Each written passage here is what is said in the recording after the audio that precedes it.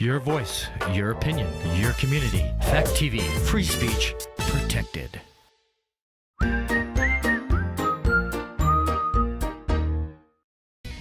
news, politics, business, sports, arts, music. Mike and Marty on the feed. Mike and Marty. Mike and Marty. Good morning, Bellows Falls and Keene, and welcome to the feed with Mike and Marty. Today we're here with Alex Stradling. We're going to be talking a little bit about things happening here at Fact TV. But first, before we continue, we want to let everyone know that this show is broadcast live from Fact TV studios in Bellows Falls. Fact TV is a community access center that provides studio space and production services free of charge to community members in Southern Vermont and Keene. If you're interested in creating your own show, already producing content and wish to submit it, or want to stay informed about news and events of Southern Vermont and Keene, including live coverage of local town meetings, sporting events, and community events, visit fact8.com. Great job, Mike.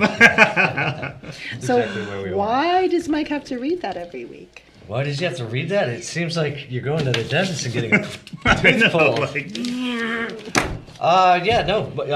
I'm having every producer read that because we just want to, make sure people know. Sometimes, we just want people to know that they do have this resource here, and that if they are watching this content, that this is not your guys' basement, No. your own studio, and that you're utilizing a resource that's readily available. I wanted the And people if to they're think that we interest- were highly paid professionals. Yeah, well, And here it turns out I'm a Exactly. producer, volunteer producer. yeah. That just Making puts I you know. on free I'm services. yes, I'm sorry I handed this to you because it just sort of erased the facade that you were trying to put up. But yeah, no, that's folks, people that watch the show. I mean, it's one of the problems that all public access centers have in Vermont is it's kind of like the plumber's house is plumbing is always worse.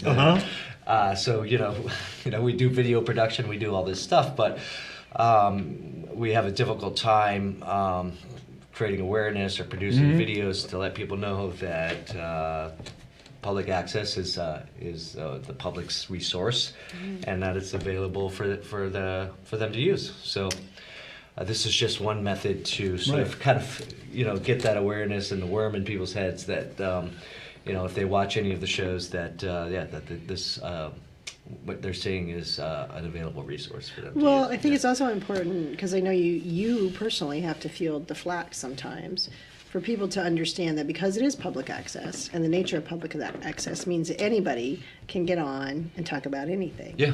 Not necessarily that you condone what they're talking about, but you have to allow them to do it because it's public access. Yeah. So it is not your opinion. It is not the opinion of the board. It's maybe not even condoned, but we can't censor. Yeah. We have no ability to censor. Yeah, the public access's prime mission is to provide a platform for people to be able to express themselves creatively.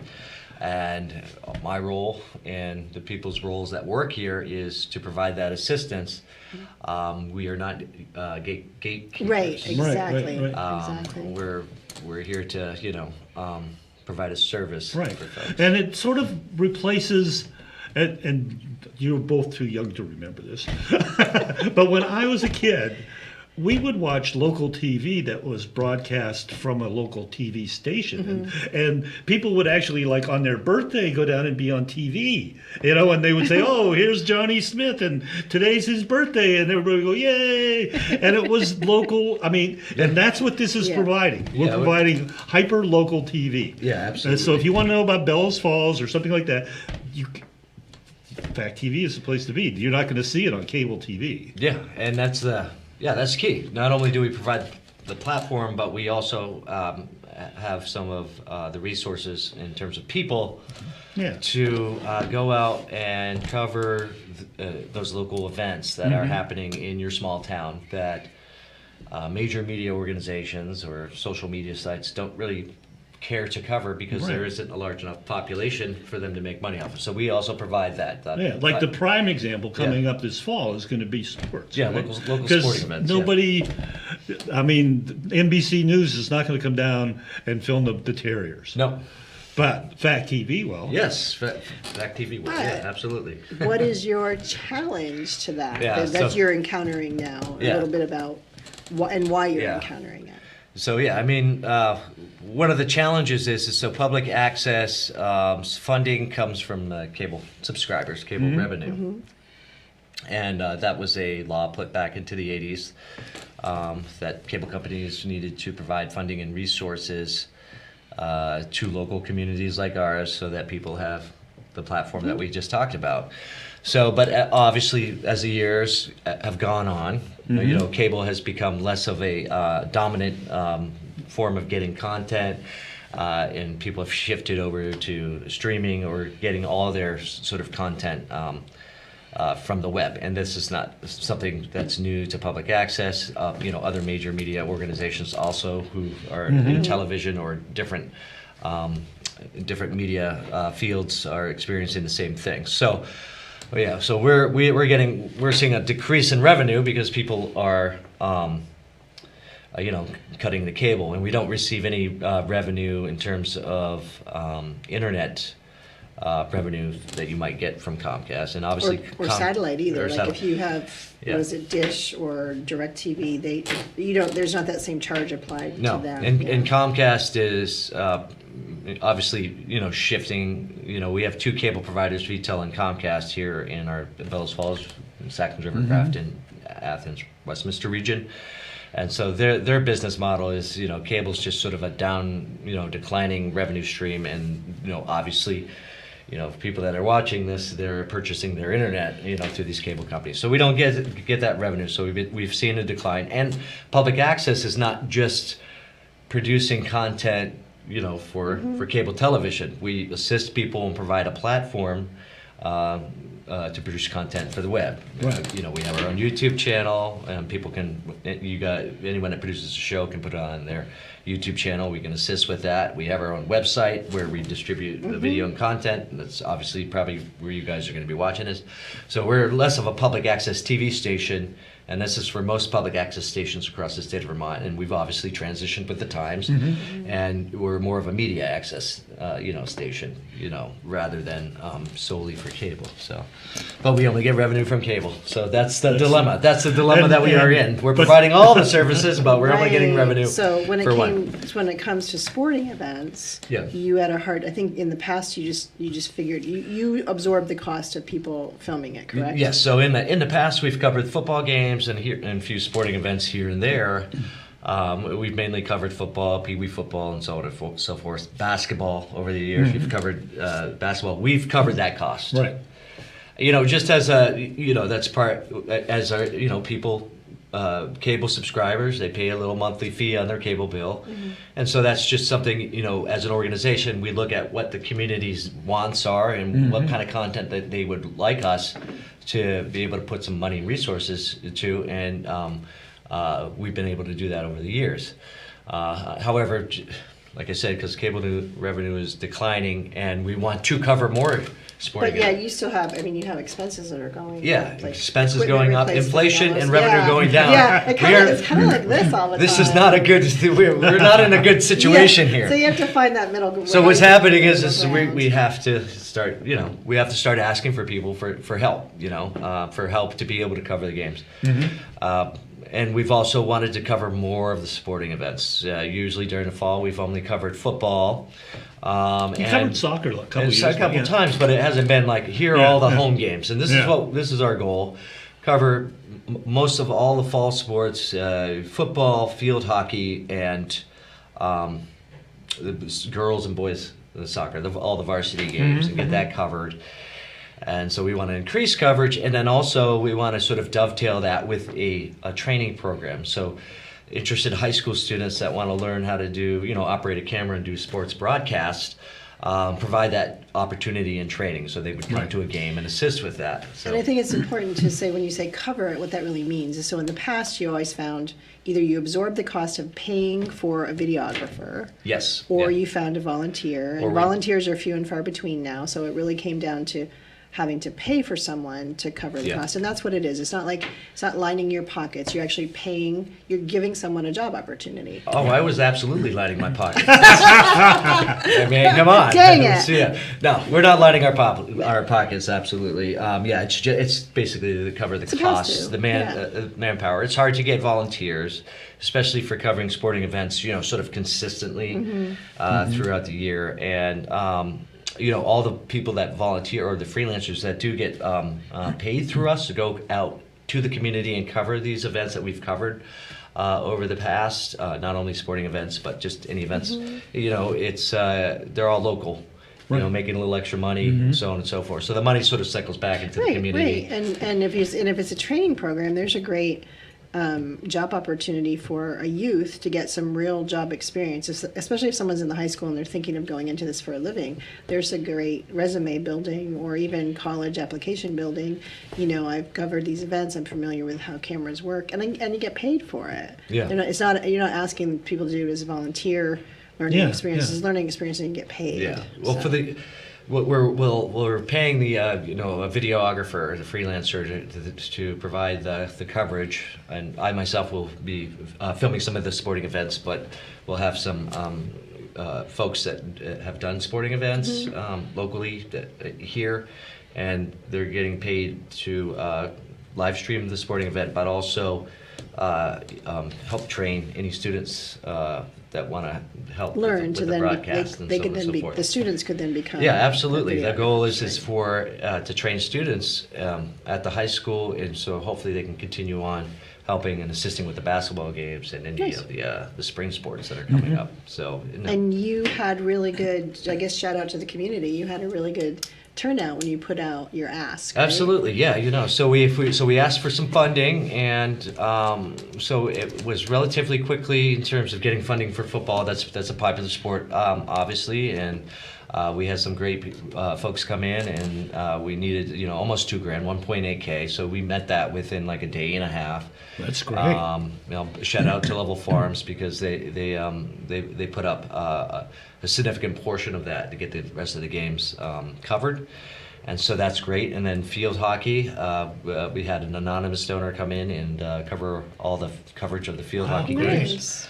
And we're still working on Goyles and Goyles boys We're soccer. still working on girls and boys soccer, and we had some. And we'll make an announcement when the season starts. But we've had some companies and folks come in and put in some significant donations. For this drive, I combined both of them together, so it's about 1.8K for each team.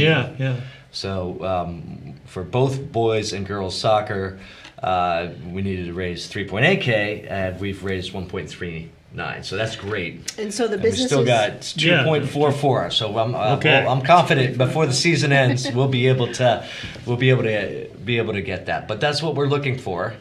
And if anyone's watching, if you're a local business or if you're just someone that's interested in soccer, do the businesses get recognition, right? Do you say any- like this yeah. game is sponsored by? How does that work? So any business that wants to be recognized, so a lot of people, and I've been very humbled by the fact that there are folks out there, just people really quickly came in and help and support. So that's great, and it's tough, like I said, to ask for help. When you're not used to asking for help, and normally you're on the other side of that, where folks are coming and asking you for help.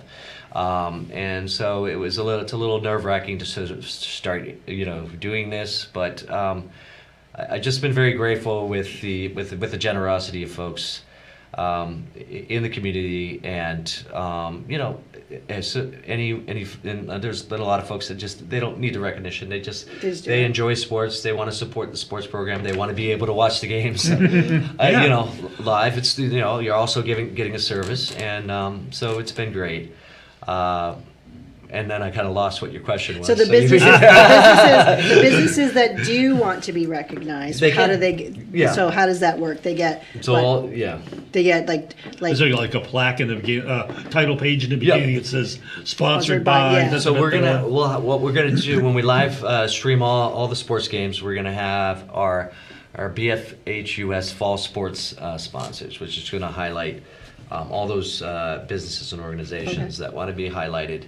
at the beginning of the broadcast. Right. And then we have our specific sponsors, sort of maybe like Level Farms that sponsored the football games, so they would have a ticker, and in between halftime and so on and so forth, they'll be recognized as the football Yeah. So they get like a sponsor. shout out. And that's the same Yeah. thing with the.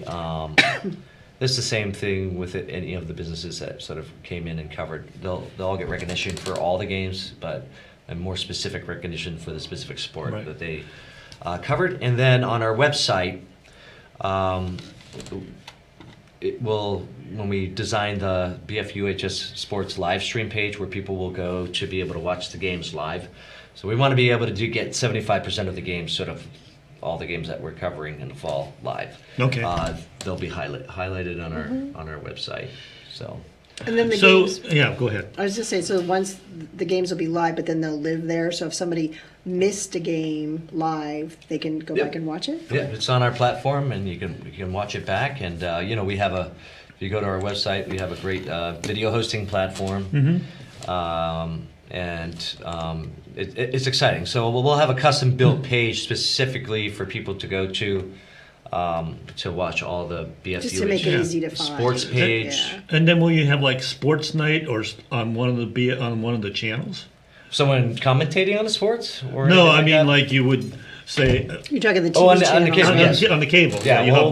we'll be broadcasting the games on cable television Oh, too. okay, good. So for people in our service area, if you're a Comcast customer, our cable channel is 1082, and that's where you'll be able to get the I can games, and that never will remember be those posted numbers. on our website. So the page actually is going to get done up tomorrow. Yeah. And so that will all be All that will meld be together. posted up. You'll have the information if you want to watch it on cable, and you'll obviously have the link to be able to watch it online. Yeah. Well, I know, especially football is so popular here that the idea of allowing people who may not be able to get to the game to be able to see Yeah. it three different ways, basically. Yeah, Yeah. and it's a couple of advantages, for folks that can't be able to watch the game. We'll also be promoting, the school and the booster club and stuff like that. But people that can't watch the game, it's also athletes and coaches appreciate it because then they can watch the footage. Yeah, and so they can on go and back so and watch forth. if someone makes a touchdown, they They can can come watch back their and winning look. touchdown. And for all the sporting events, field hockey and soccer. So all the way around, it's an advantage for the community and the students. Mm-hmm. And Well, I like the idea of, and I don't know, the idea of doing this training program is really important because I don't know that people don't appreciate the technical aspects that you're giving away. You're not giving away, but you're that's really a high level of technical expertise you're asking people to learn. Yeah. And there's a lot of talk in the news nowadays about the gender gap between men and women and higher education and technical education, that the amount of men going to, like UVM for instance, 38% of it used to be 50-50, now it's 38% of the student body are male. And so that's dropping off, and they're concerned that where are they going? And the worry is that they're going to their parents' basement and they're playing video games. And a training opportunity like this is like, this gets you, it's really something that you can do. It's not flipping burgers. marketable. Yeah, and it's really, it's technical, and you can be an entrepreneur afterwards. yeah, especially for media literacy in terms of knowing sort of the tools and technologies out there to be able to create content and distribute it out there on social media, which is the main platform for communication. And live streaming a sports broadcast is one of those things. So a lot of these, the skills for this, we had interested students last year. So we've been kind of working on this with the school, that we're helping out with some of the basketball games. This is just trying to solidify some sort of training regimen for students at the school. And so the skill set, in terms of, having the skill set, you can work in any organization. Any organization is going to need videos or be able to have someone who knows how to, put on a Zoom feed and be able to That's true. to distribute Yeah. that out online. It's no longer so just there's media. there's so many. It doesn't necessarily mean that you're working specifically for a media organization, but for any sort of marketing and promotion for any company, having the skill set to be able to edit, to be able to utilize the camera, to be able to write, and be able to produce sort of content for that organization and have a social media presence is key. So. And it goes back to the roots of Fact TV when it started at the high school, and it was all produced by, it was all high school produced. It was a media class. Yeah.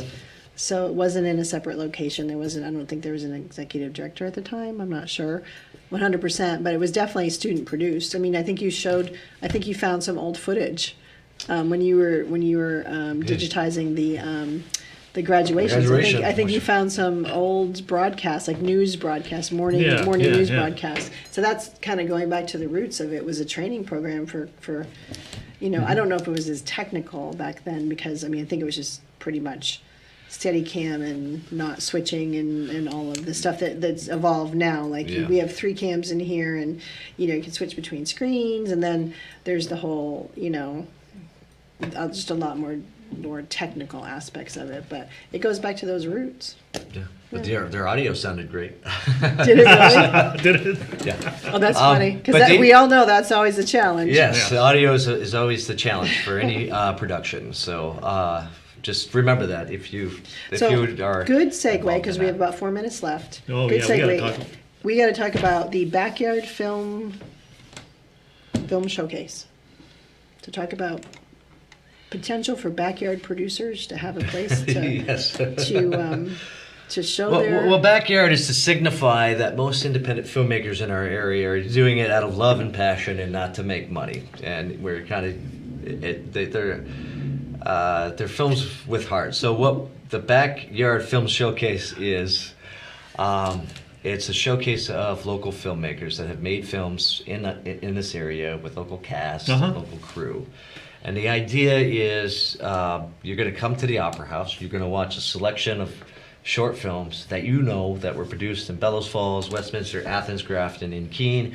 And you're going to see some locations. You're going to see some stories that all take place in the place that you live. And you might even know some of the people that are in the films or that help produce it. And that's why we call it the Backyard Film Festival. The reason why I called it this is because the first film I did was back just out of high school, called White Sox, filmed in Grafton. Now, it wasn't the greatest film in the world, but we had our film premiere in our backyard with a sheet Did you have like the and a old millimeter projector, and we had 25 people come and watch the film on a summer day in our backyard. And that's the idea. Now, this film festival is going to be at the Bellows Falls Opera House. It's October 15th. It will start at 7 p.m. But that's sort of the essence that we're trying to grab here. You're coming here to support local filmmakers. You're going to enjoy some of the films. You're not going to enjoy some of them. Everyone has their preference. But what you will get is you're watching stories that are produced Very here locally. But as a filmmaker, what is really cool, because Yeah. it is very cool to see something you've produced on the big On the screen. big screen, Yeah. yeah. Yep, and that's the advantage. So this is not a film festival to showcase. We don't have any prizes. This is not a competition, okay? Priority is given to how close you are to our service area. If you're submitting over New York, sorry, we don't want your film, okay? If you're from Bellows Falls and you have a film that you shot, we want it. That's How do the people priority. submit? I was just going to say, So we they have go about to- a minute, so the Yeah, timeline. you go to our website, fact8.com, and you scroll on down, and you'll see. Let me just go to the homepage. But you go to our website, and this is your homepage. You scroll on down to our news section, and then you'll see this link right here. It will tell you all about the film showcase. We want filmmakers in our area: Keene, Bellows Falls, Athens, Grafton, Westminster. Any level of filmmaking, okay? We want you to submit your film, preferably a short film. We can't, we want to highlight as many films, so we wouldn't be able to do a feature. But short films up to 30 to 45 minutes. And the advantage for you is there's no entry fee, because every festival you have to pay them for them to judge your film and deny it, and for them to just make money. So we don't charge an entry fee. We want you to submit your film if you live close to the area and we can fit it into our programming. We're going to get it in. The advantage for you is you spend all this time, you spend all this blood, sweat, and tears on your film. You get to watch it on the big screen, which is the intended purpose of why you made the film, with other filmmakers and people in the community. So it will be a great time. I encourage you to submit. We're charging $15 at the door for audience members and if you and your friends and family. I mean, to come and watch the film on the big screen, so that we can continue to do this every 3 or 4 months. Oh, that's fun. And as a fundraising for Falls Area Community Television, because as we talked about earlier, Right, going back to the beginning. cable revenue going down, but we also this is one of the things that we provide. So, All right. please, if you're a filmmaker, we want your film. Perfect. Okay. We are out of But time. we're out of time. So filmmakers, get Thank you, going. Alex. Thanks, Alex, for coming on and See keeping you us all next week. up to date. See you. Bye. Local news, politics, business, sports, arts, music. Mike and Mike.